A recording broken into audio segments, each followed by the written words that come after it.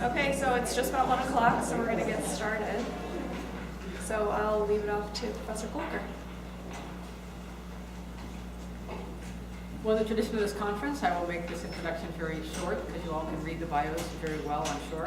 So we've got Professor Benjamin V. Madison, and we have Professor Joni Larson, who apparently is here, but she's will be. Patty's maid. Oh, okay, she's doing a last-minute activity. And then Professor Docia Rudley. So, panelists, I look forward to hearing your presentations.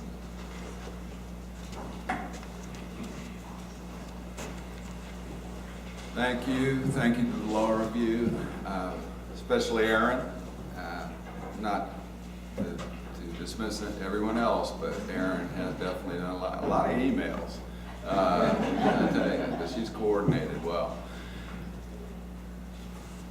And thank you for the law review to put on this symposium on a topic that a lot of law reviews don't realize how important it is to legal education. I mean, it's easy to do a topic on a case split, circuit split, but this symposium should be read, will be read most likely, because there are a lot of schools that are about to go through what I spent 1.5 to 2 years going through. And I'm going to describe it, and I don't want to make it sound like it was, you know, an endurance test. I mean, I actually enjoyed it to some extent. At times I didn't, but to be honest with you, but I know it's for the, you know, I alluded to this before in talking to Professor Van Zandt. It is for the product of better education. And so I'll be talking in my time today about the development of a plan of assessing the entire program, the 3 years of law school, to see whether the law students are achieving the program learning outcomes that the law school chooses upon, the promises they make to the students, the goals that the law school has collectively as a faculty and the deans for the students. Assessing, by the time the students leave that law school, how are they doing at attaining those goals? This comes from Standard 315. We've talked a lot about formative assessment, which is in Standard 314.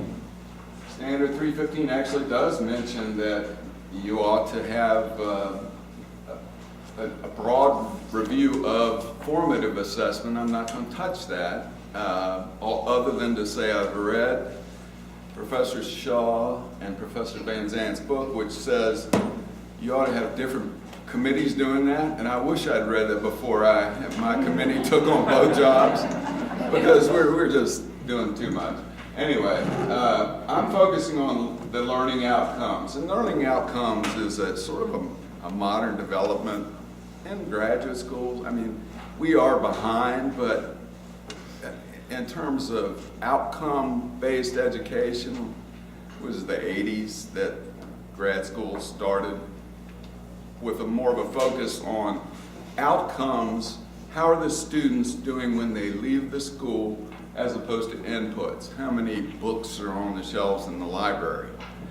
And then the key is, how do you assess how students are doing?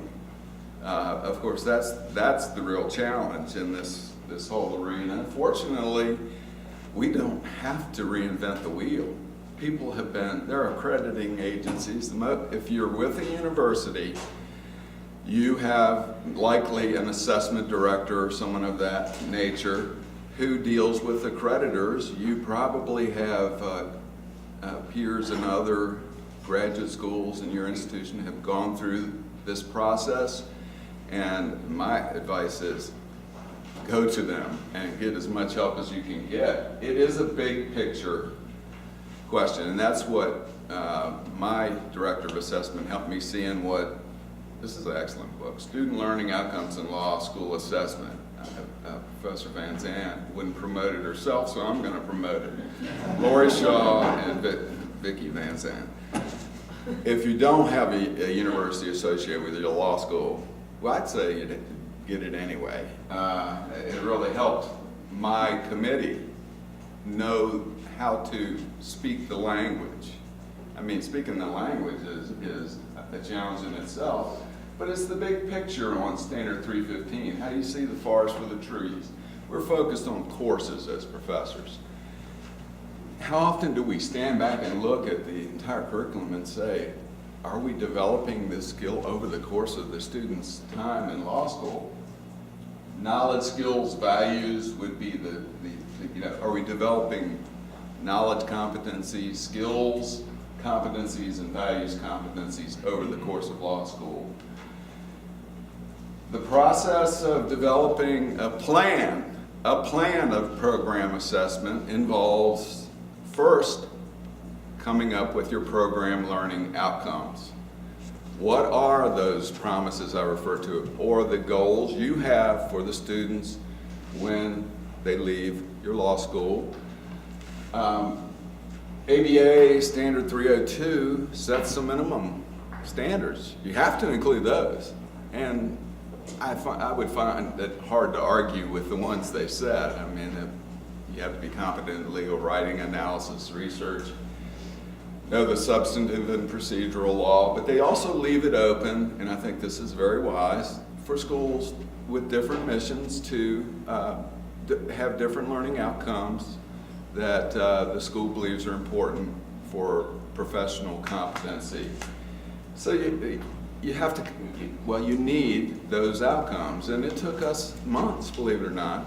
Well, you'd believe it. Faculty members, the committee started with them. We proposed them, and the faculty talked about it. And we finally got down to 6. 6 is a good number. You put too many in there, you're going to be assessing until the cows come home anyway, as best I can tell. But if you put too many, it can make your job, it waters down, I think, to me, the effect of the ones you're really focusing on. I'm going to talk about the 2 that we, in our first round of assessment, used in our program assessment. Upon completing the JD program, the student will be able to demonstrate sound legal analysis, legal research, and problem solving. Will be able to, both orally and in written form, communicate effectively and appropriately in legal context. They're really from the Standard 302 required competency, but we have a strong legal writing program, we believe. And the thing about this is that once I got into it, I realized you need to have upper level courses where you can test for competency. And I'm going to talk about the fact that down the horizon, I see a challenge with, the courses like first-year courses. I teach a first-year course. When do the students get a competency course in that? A required competency course in your 3rd year where we could use the kind of rubrics I'm going to talk about we used here. But this was a perfect one to start with. After you identify your program learning outcomes, identifying the performance criteria. Performance learning outcomes are broad of necessity. So to be able to do the evaluation, the assessment, and the proficiency level courses, you need specifics. So this is just an example. Analytical abilities, we use these as some of the performance criteria. Could the students read the cases and legal authorities and find the governing legal principles, spot relevant issues, understand relative significance, synthesize those authorities so they're in one rule and you don't have 5 pages of cases in X case and Y case. Synthesize them, come up with a general rule. So that's the kind of thing we're talking about. And you can use that and look at an upper level paper and see whether the student is competent at that. That's where the performance criteria help or are essential. In this process, you map the curriculum. All right? Why do you have to map the curriculum? As I alluded to before, the reason I chose or I didn't choose, the faculty chose. I've used the faculty the whole way, and part of that is in defense.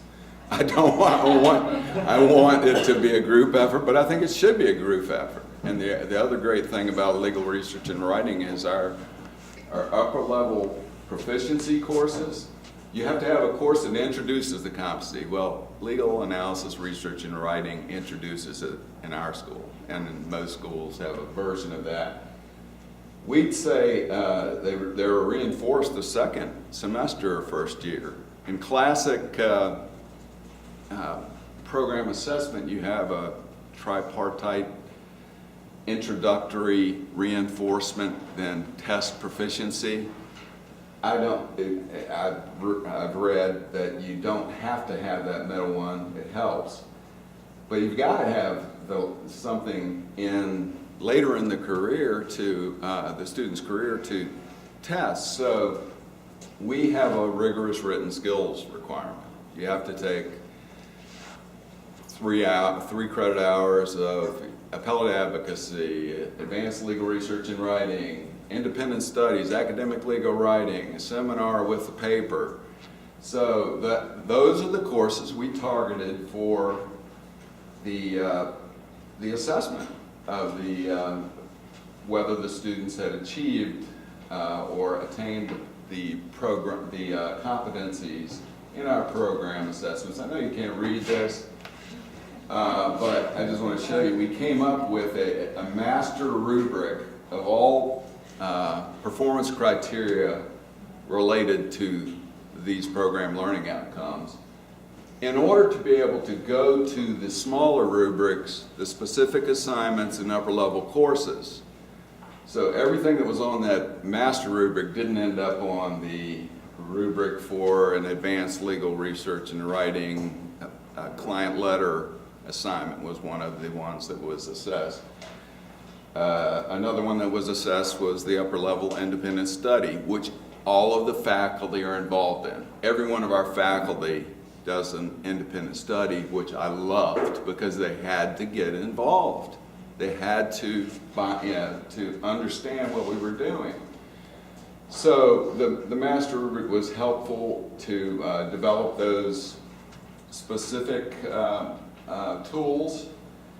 At this point, oh boy, that's a term I really had to borrow from my assessment expert, interrelator reliability. The idea that if you've got a bunch of folks that are going to be assessing these upper level courses, how are you going to know they're using something close to the same measure of competency? And it makes perfect sense when you think about it, but until you're in the process, and I didn't think about it until my assessment director said you need to do an interrelator reliability discussion, which ended up being more than one, where we would take examples of briefs or papers that we thought were competent, highly competent, developing, and talk about it and flesh it out so that we could reach some common understanding. This is where I have to do a mea culpa, and I hope it's a mistake you all don't make. Our appellate advocacy course is taught by adjuncts, strong adjuncts, and they're not easy grading adjuncts. Some adjuncts can be easy graders. These are tough. These are appellate lawyers. They're tough. They were not in on the interrelator reliability meeting. My fault. The results I saw from their rubrics show they weren't in on the interrelator reliability meeting. So, you know, those are the things you learn. This is just an example of the one of the rubrics we used for the upper level course. Here's another one. And I gather these, this is the chasing cats part, you know, following up with or having your graduate assistant follow up with professors, get all the rubrics in, and then I got a GA on the recommendation of my assessment director from our business school. He said, your law students aren't going to know much about analyzing data. Why don't you get someone who knows about that? So I got someone to help me with that, who's entering the data and helping maintain it and evaluate it. We're just in the process of doing that, and we're starting to see some initial findings, but we haven't reached any final conclusions yet. So we're at the evaluation stage. So development of the plan, you notice how much time was spent in development. And that I picked up from this book and from Ryan Murnane, my assessment director. He started talking about another assessment, and I said, I did that. I said, get away. And he said, that's what we do. It's ongoing assessment, Ben. That's the circle. You keep assessing. Even as you're finishing up one, you're starting another one. And closing the loop is what they call it. We will look at the first set of data, and we're going to need to do some things with our curriculum to show that we are responding to make it better. Because if we really think we have the perfect curriculum, we're in denial, I think.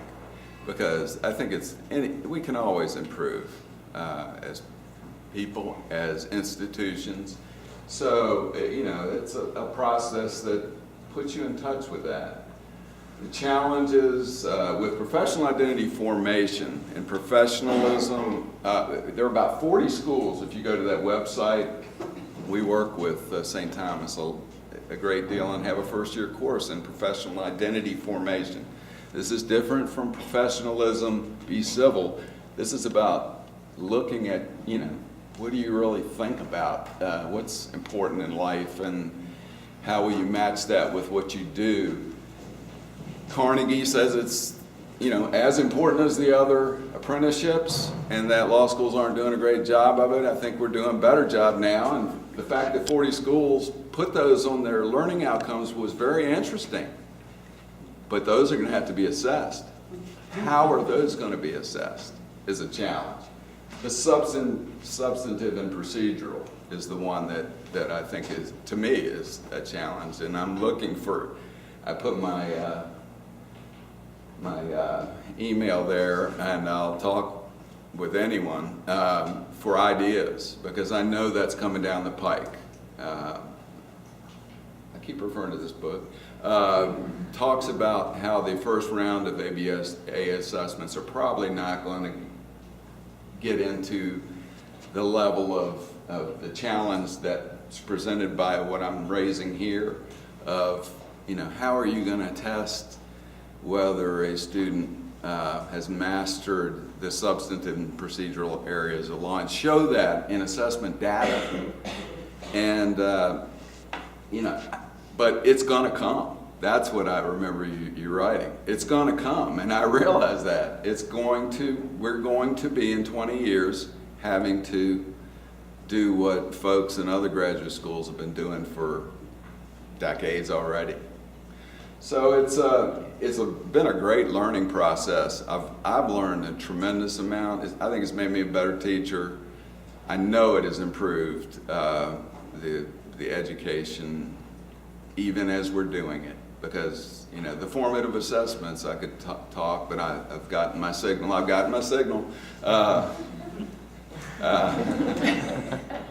The formative assessments actually are tied in with this. They help with the program assessment, so they're not mutually exclusive. Thank you for your time.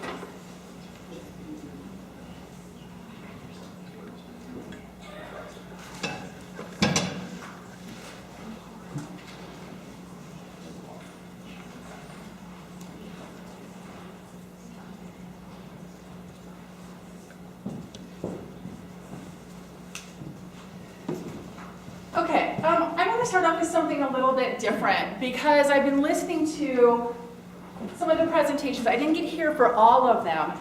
And I just kind of feel like what I'm listening to, we're not all on the same page, which is probably surprising to absolutely nobody, right? Because we don't know what the page looks like. So just to get a sense of who the audience is, how many people in here teach doctrinal classes? Okay, and how many people teach clinical? What do the rest of you guys teach? Legal writing. Legal writing? Okay. All right, so what this presentation is a product of is a bunch of professors coming together and trying to figure out a way to make this learning outcome and assessment thing work for everybody. So what we had was legal writing, doctrinal, and multiple doctrinal, clinical, and academic support. Everybody was involved in this process of trying to come up with what would this look like if we could do the best result possible. And the way we built what we wanted to do is not around competency or multiple choice-based questions or midterms and that kind of stuff. We threw that out the window because when we delved into learning outcomes and assessments, what's at the core of that? Anybody know what's behind learning outcomes and assessments? Like, what's the common theme with all of that?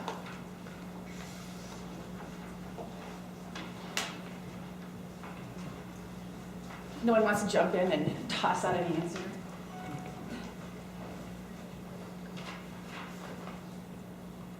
All right, I'm going to jump through some of my slides. I think you guys have seen this stuff before. What we talked about was that learning outcomes and assessments all revolve around skills, right? Because what the learning outcome is you're saying to your faculty and your students, if you understood this material, what could you do with it? And so it's not about just learning the material and showing you know the material, but what would it look like once you're able to use that material? So it's all skills-based. So what you're thinking about in terms of assessments is multiple choice, bar-style essay, even memo to the client, or what do you guys normally do in legal writing? Is it a memo of some form? First semester. Okay. All fine and dandy. All of those can be part of the mix, but that's like just one small packet of stuff that you have as your tools. And there's so much more out there that you can do. Okay. So what we thought about is what is the skill we want our students to come out of law school with? Like the big, broadest skill you could imagine.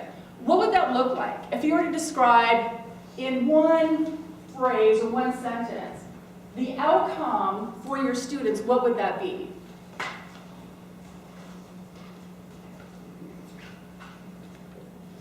Anybody? Practice law. You have to practice law, right? Isn't that what you want your students to be able to do, is actually practice law?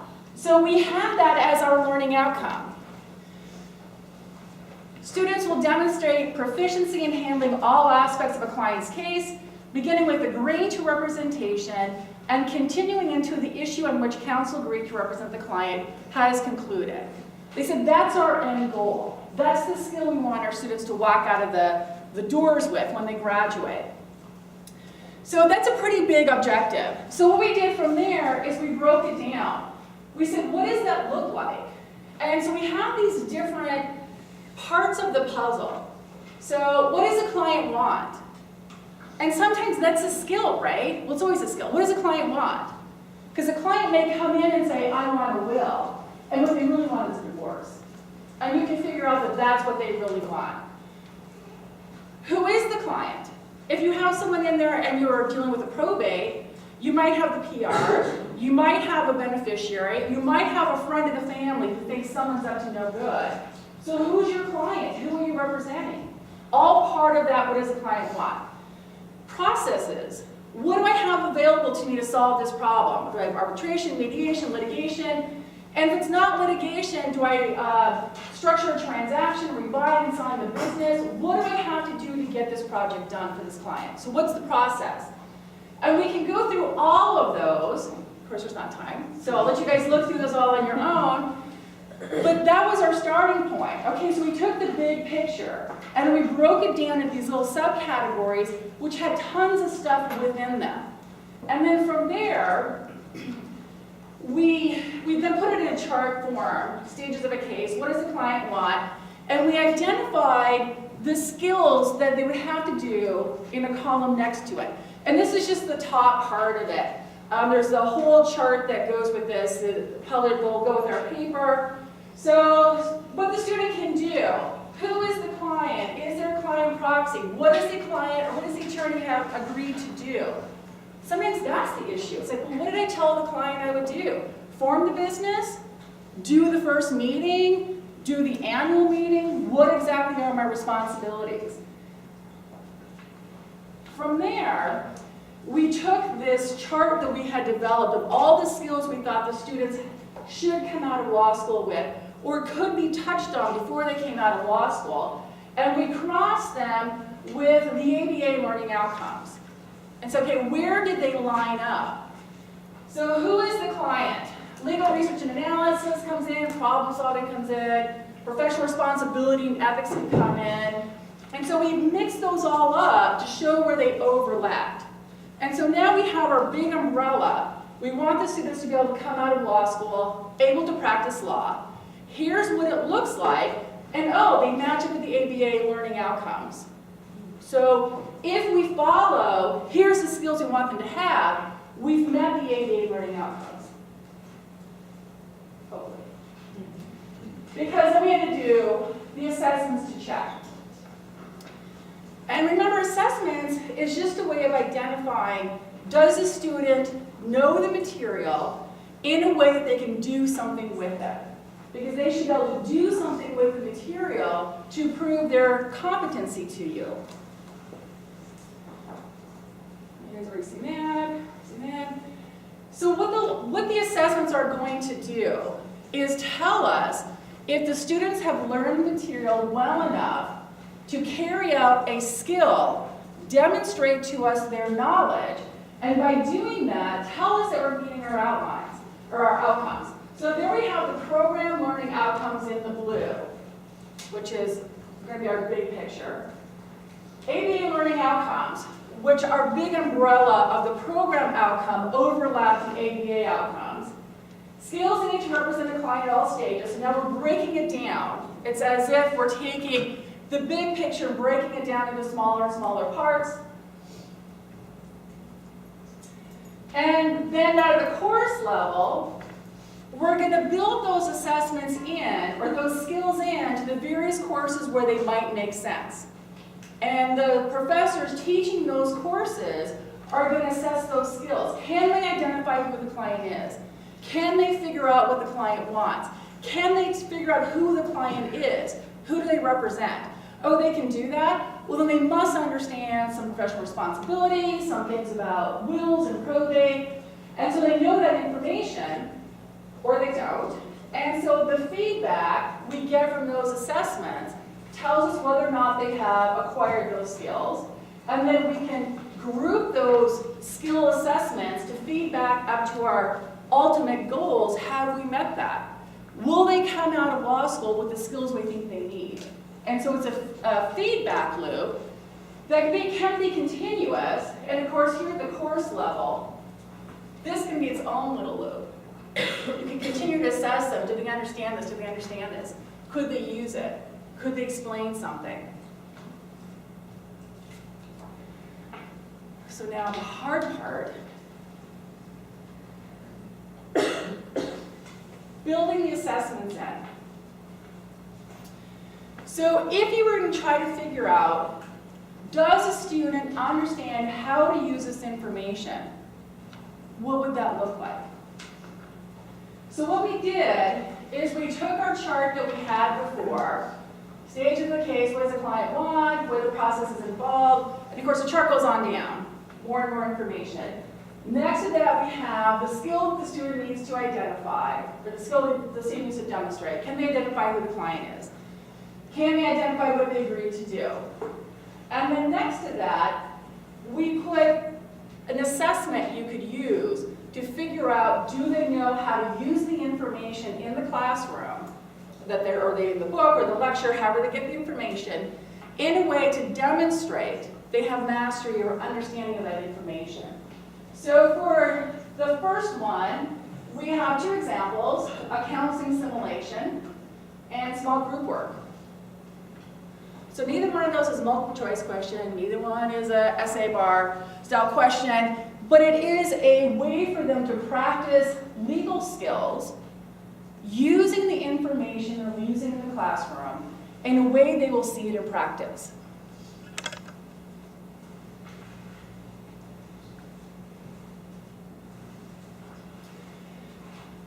In order to build these assessments, and we have 20 some assessments. So for the whole chart that we have, we built in assessments that go with each one of these stages for understanding how we would break down the skills a student needs in order to represent a client, and have assessments that go with each one of those. And if you wanted to start thinking about assessments in your own classroom, what that would look like, we prepared a chart that kind of gives you a guideline of how you would do that. What courses am I teaching? What stage of the case in the legal process and planning chart do you want to implement? So you could go back to all of the different skills we think the students need to have walking out of the class, or walking out of the law school with their degree, and say, which one of those fits into my classroom the best? Do I want them to create a flow chart? Do I want them to create their own hypothetical questions? Do I want them to do the mock interview? What could they do that would show me they understand the material? What skill am I assessing, which ties back into the chart? What type of assessment am I using? And then it gives some examples there. And then again, the exhibit goes on down. And so it walks you through the different questions you would be asking. And then in the paper that we have all these assessments put together, all the examples that we have that are put together in that chart form. What course do you have? So if you look at this, oh, I teach contracts. Oh, there's really not that much to do in contracts. Oh, there's tons of stuff to do in contracts. And so you can look, oh, here's a contract one. What skill are they assessing? Oh, they're assessing this. Oh, okay, well, I could try that. And it's something outside the box, something different than you've probably been thinking about before. A different way of looking at assessments. Not a test, can be graded, doesn't have to be graded, should be giving some sort of feedback. And you can use this chart to build an assessment or look at the examples that we have. At the very end of the paper, we also have kind of step-by-step procedures that you could use to bring the faculty together to implement this type of an assessment strategy. Because what's unique about this strategy is it doesn't say, oh, you first-year professors have to teach this skill, and you second-year teachers have to teach this skill. What it allows everyone to do is look at their own course, figure out what skills make the most sense in their own course, how they would implement them in their course, how they would give feedback. All of that's very individualistic. But at the end, as long as everybody has picked something from the bigger picture, the whole big picture is going to be fleshed out by the whole curriculum. And we've now used the whole curriculum to feed into the ABA learning outcomes and the overall objective that the students should be able to practice law when they walk out the door.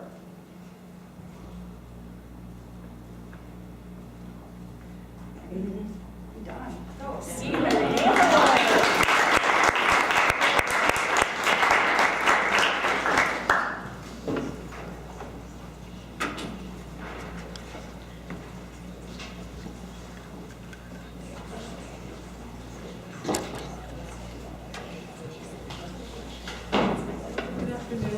Good afternoon, everyone. Can you hear me? Okay.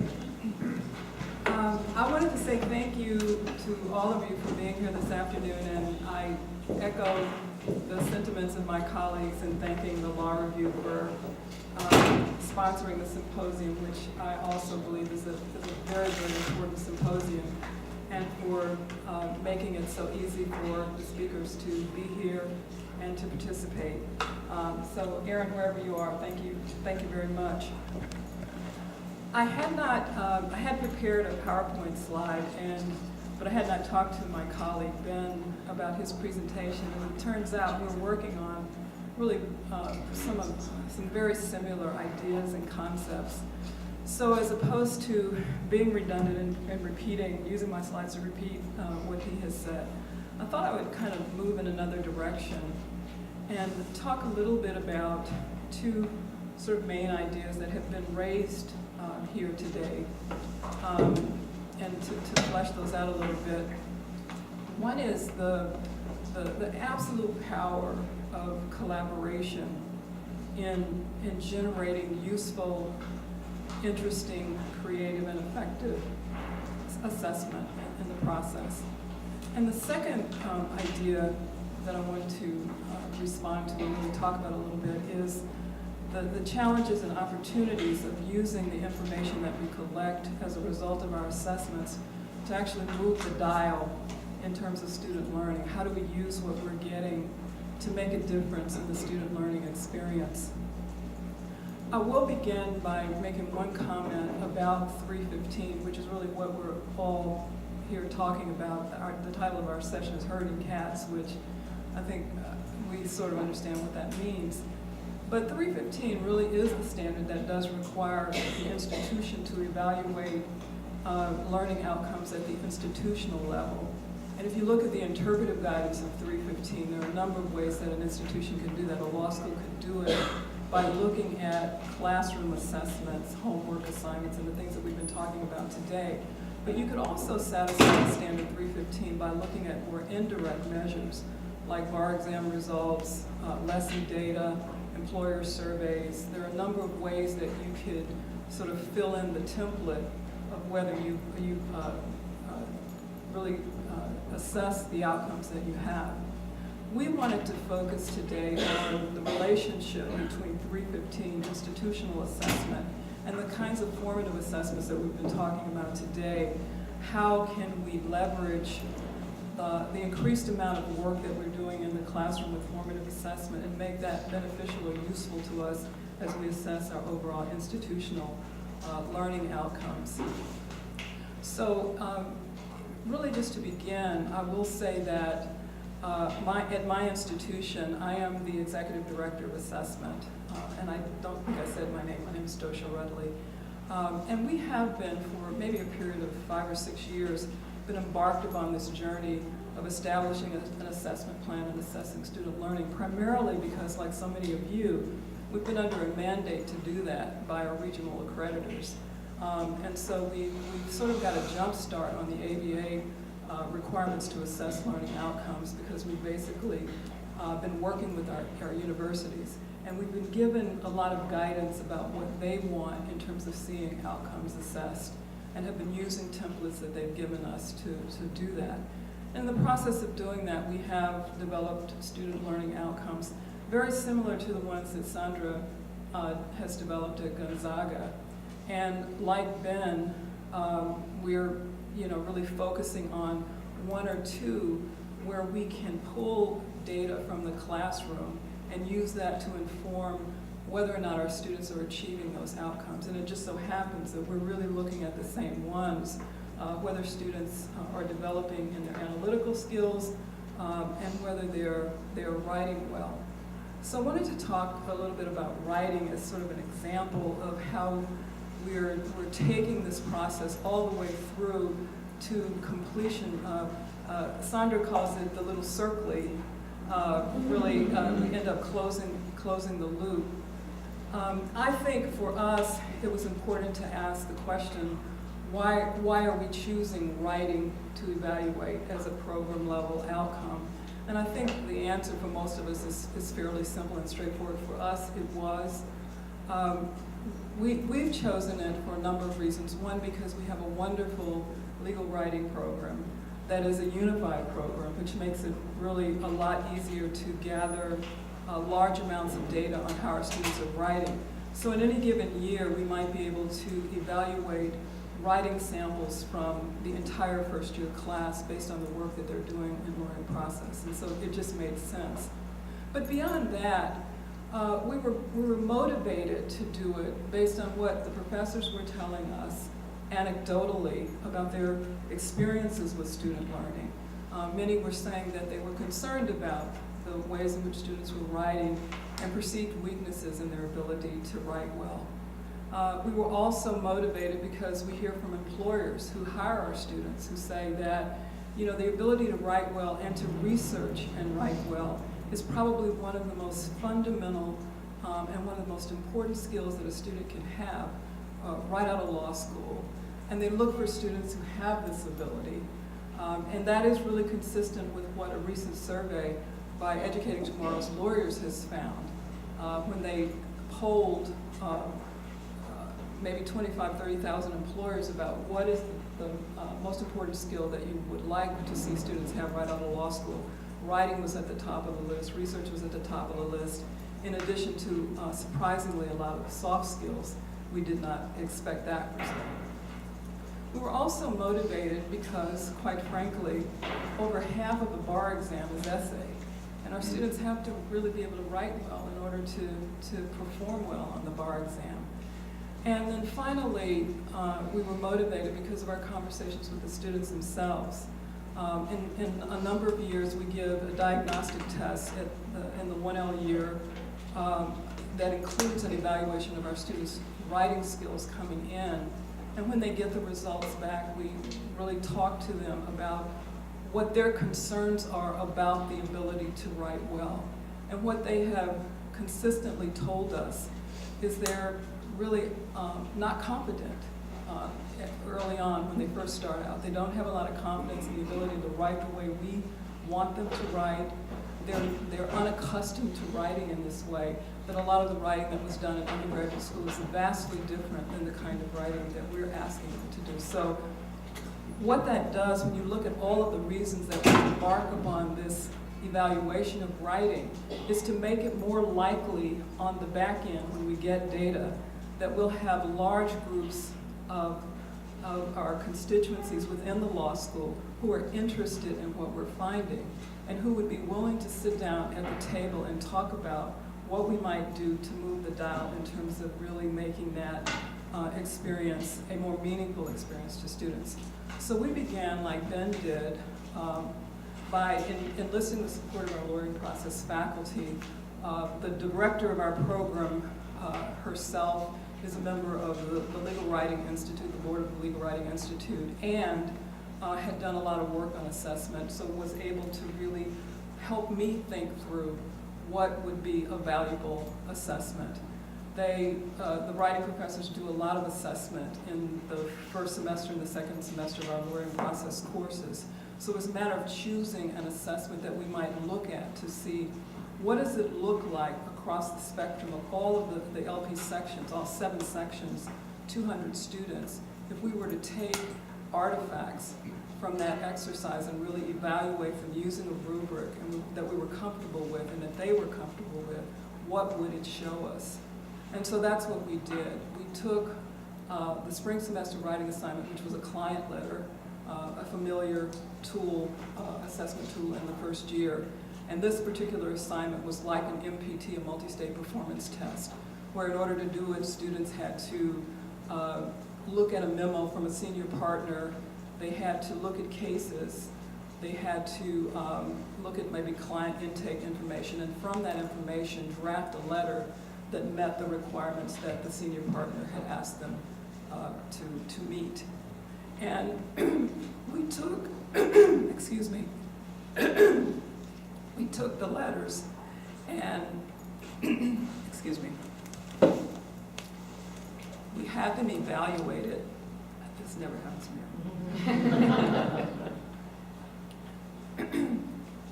We took the letters and we asked one of our alums, who is a practicing lawyer, a partner at one of our large law firms in Houston, to assist us with the evaluation of the letters. And another lawyer who is a board-certified appellate lawyer. We got these people together and they did a sort of a norming process where we felt like they were on the same page in the use of the rubric. So the rubric that we developed evaluated the letters on 3 dimensions: legal analysis, factual analysis, and organization, formatting. 5 dimensions: limited competency, a high degree of competency, and we were really looking to see if our students were hovering at least around 3, because this was spring semester in the first year. What we got back, and this is an assessment that we did over a period of a number of years, was feedback from those rubrics that was pretty consistent over time. They tended to see the same thing every year, and the professors themselves saw the same things every year. That students struggled sometimes with the development of issues. They were having some difficulties, although we were kind of in the middle. There was still some room for improvement in the area of the deep integration of law with facts, which is something that we hear from professors all the time, that the analysis is very cursory. In addition, there was some feedback, such as maybe we needed to work more on professional tone of the letter. Some of the letters were too informal, and then the formatting of the letter. So each time we got this data back and shared it with the lawyering process professors, we would tweak the curriculum a little bit, tweak the process, add something, maybe give the students some more input in the instruction about how to do this letter. But last year, for the first time, I think the professors themselves said, let's try something altogether different, because these results that we're getting are very consistent with what we're seeing. Why don't we try sort of scaffolding this assignment so that the students are using the same problem across multiple problems and multiple assignments, so that by the time they get to the spring, in the spring semester client letter, they're really familiar with the client's problem, they're familiar with the facts, they're familiar with the law, and so in writing the letter, it's just a culmination of everything that they've been working on. And we did that and collected the letters again last year, sent them out for evaluation, and what we found was that they really were much better. The letters were much better, and that was the first thing that the graders basically said to us. What did you do differently? This is amazing. So we came back and shared that with the lawyering process professors, and they were very happy to hear that. But even then, and this just goes to show you, when we talk about challenging opportunities for using information, that you still have to make meaning of that data. The letters were better, but what did it really mean? And for some of them, they were concerned that the letters were better, yes, but were the students actually better with their analytics? They were writing better, but did that mean that if we were giving them the assignment all over again, they would take the assignment and do just as well, starting anew, not having been exposed to the facts and the details that we gave them? And so what surfaced from that was a real concern. It was a concern that I think you raised this morning, about how much guidance do we want to give our students, although scaffolding is a best practice. How much guidance do we really want to give our students in moving them along the spectrum of learning? So that conversation about deep learning, about legal analysis, about writing and legal analysis sort of spilled over into the faculty general discussion about our students' analytics.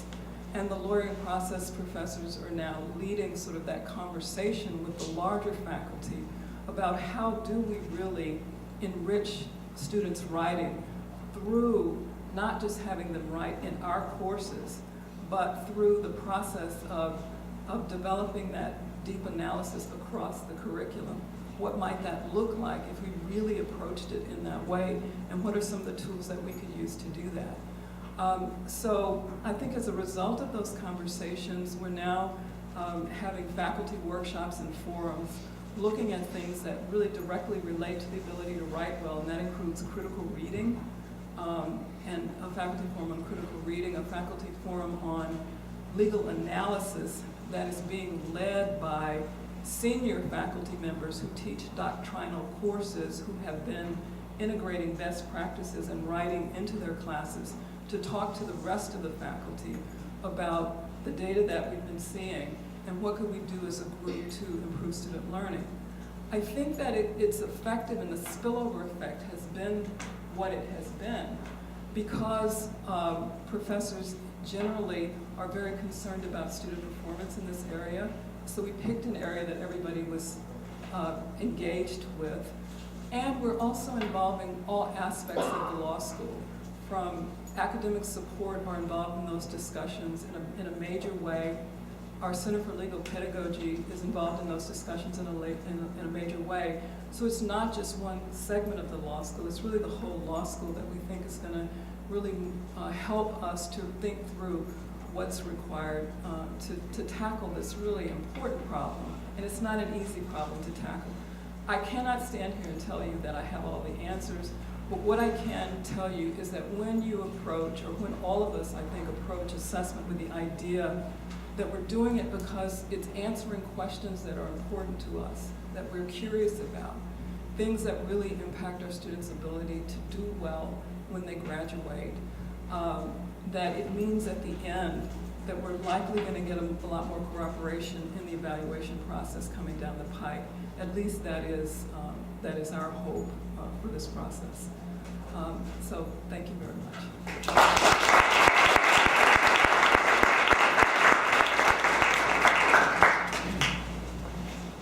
Those were great presentations, really interacting with each other very well. So give me about 10 minutes, so questions? No question. Thank you all. I have a really, the question I think, Docia, is for you about the use of the legal writing program, and then you created a separate rubric, and then took a statistically significant sample of those writing samples, or of whatever the writing was, and then had these outside sources assess it for assessment purposes outside of a grade of a particular class. And I think I love that idea as a legal writing professor, that someone else's inter-rater reliability is taken care of, and I can really have a third party kind of give me some information about the program and how we're doing. But I'm wondering if there's a way to kind of, at least in some instances of assessment, to remove the kind of second step. So is it possible that your legal writing faculty gets together and creates the rubric and normalize it themselves, and then you can use that data both for grading purposes, for formative assessment purposes, and for programmatic assessment purposes? Yes, you absolutely could do that, and that would have been my first preference, to have that second level review done by taking random samples and having the professors re-look at all of those across all sections. Okay. But, and here's the other issue that comes up about, and when I talk about challenges, the professors felt like they were doing more than anyone else in this area of assessment. Yeah. And they were writing for tenure, they were grading papers, and so just the idea of yet another evaluation that they had to do. So to make it easier, we came up with the idea of having the attorney grader do it. But what you're suggesting would have been my first preference. Yes. I find it interesting that we chose writing as the first skill to assess also because we had exemplars from all three years or whatnot, and across the first year course and everything. But my question for any of you who want to answer this, I've heard the term spillover a couple of times today, and I think in education needs, I think what you're talking about is knowledge transfer. How do we get at that? If you're assessing the curriculum, and you know that in contrast the students are doing this particular thing, or legal writing are doing this particular thing, and they're hitting this competency level, is there some way we can assess whether they're transferring that to the other courses? Because that's where I see the students have a big challenge, is knowledge transfer. Or skills transfer. Transferring the information that they've learned. That is one of the areas that we're also struggling with. And if I were to suggest an answer for you, it would be theory more than anything else. But it does have a lot to do with making sure, or trying to create an environment where everyone is sitting down talking about what they're seeing so that you can identify the commonalities in terms of the problems that contracts professors see and writing professors see. There's also been some conversations about integrating writing with doctoral courses to see if that really maybe moves the dial a little bit. We have not gotten that far. But I think just having the conversations about what are we seeing in writing and doctrinal courses, and what kind of feedback are students getting with respect to their writing assignment that might be helpful in making that transfer, I think is where we are right now. Is just trying to get to that basic level of seeing if we can identify the problem, if we can drill down a little bit further than we have to really identify where the problems are and then pull solutions. Can I toss something out as well? Because ours is more solely skills-based, what we have talked about doing is using the skill as a way of assessing whether they have learned the knowledge and the skill. And so what we talk about is, let's say we focus on the skill of can you identify the client? And so in the first year, you can have that in whatever class you want. And it's gonna be pretty easy. It's the person sitting across from the attorney. And then they just figure out what does the client want. In the second year, you could have it more complicated where you now have that skill embedded in a wills class where they have to figure out, is it the probate estate, is it the PR, is it the beneficiaries, is it the client who's now deceased? And that's a little bit more complicated because you got to figure out who you represent, but the answer's probably going to be there. Well, we've now taken that skill from one subject matter area to a different subject matter area and made it more complicated. And then you can add another layer and say it shows up again in biz orgs. And now the question is, who's the client? And if you're doing the formation of an LLC, it could be the LLC, it could be the members, it could be both. And now not only do you have the issue of who's the client, but you have a PR issue thrown in as well. Can you represent the LLC and all of the members? And by layering the skill and making it more complicated every time they see it, and moving the skill around to different subject matter areas, you're kind of conquering both. You're figuring out, can they do this skill, and are they getting better at it? And can they transfer that skill from subject matter to subject matter? I think an ideal assessment program would do exactly what you're doing, because it's going to share it among legal writing professors, doctrinal professors. The doctrinal professors, we have some in this room, are the tougher audience in this. Am I surprising anybody?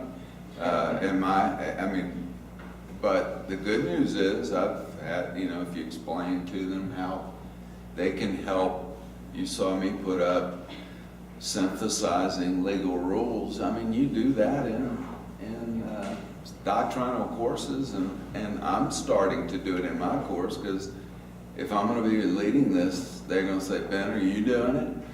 Well, of course I'm going to have to do it. And it's helpful, but it's like a second order level to me. I'm trying to survive, as the director of assessment. I don't know who the director of assessment is at your school, but, well, you need a hug. Because I tell you what, it is, I love the idea and I want to move in that direction. I just want to get through the first couple of assessments and then continue. But I do see that it's an ongoing process, and there are all kinds of ways to use the data. And I learn as I come to these conferences, because, I'm just already thinking of different ways. And interestingly, I got an email yesterday from a legal writing professor saying, can we do a rubric in between our first and second semester to see how they're doing at this stage? And I said, wow.